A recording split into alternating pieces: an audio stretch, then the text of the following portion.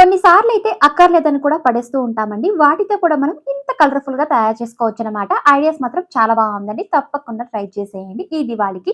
ఇక్కడైతే నేను కొన్ని ఫార్మ్ షీట్స్ తీసుకున్నానండి. మనకు ఏదో ఒక రూపంలో ఇలాంటి ఫార్మ్ షీట్స్ అనేవి మనకు వస్తూ ఉంటాయి కదండీ!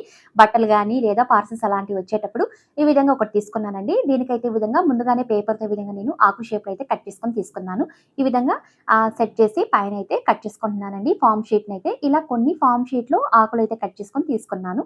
ఇప్పుడు వీటికి పైనకైతే చూడండి ఈ విధంగా నేను పింక్ అయితే అప్లై చేస్తున్నానండి. అన్ని ఆకులకైతే ఇలా కొన్ని తీసుకొని ఈ విధంగా పైన కలర్ అయితే అప్లై చేసుకొని తీసుకోవాలి. ఆరించుకున్న తర్వాత ఇక్కడైతే నేను ఒక వేస్ట్ వాటర్ బాటిల్ తీసుకున్నానండి. పైనైతే ఈ విధంగా కట్ చేసుకుంటున్నాను. కట్ చేసిన తర్వాత డబుల్ సైడ్ టేప్ తీసుకునే విధంగా మిడిల్ అయితే కట్ చేసుకున్నానండి. ఇలా మనము బాటిల్‌కైతే ఈ విధంగా సెట్ చేసుకోవాలి టేప్‌నైతే. సెట్ చేసిన తర్వాత చూడండి పైనైతే పేపర్ రిమూవ్ చేసి ఈ ఆకులనైతే ఈ విధంగా సెట్ చేసుకుంటున్నాను.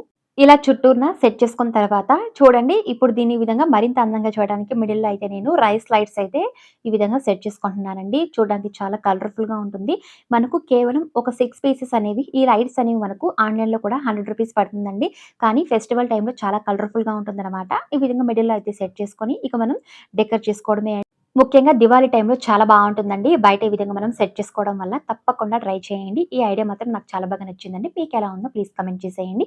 ప్లీజ్ లైక్, సబ్స్క్రైబ్, షేర్ చేసేయండి.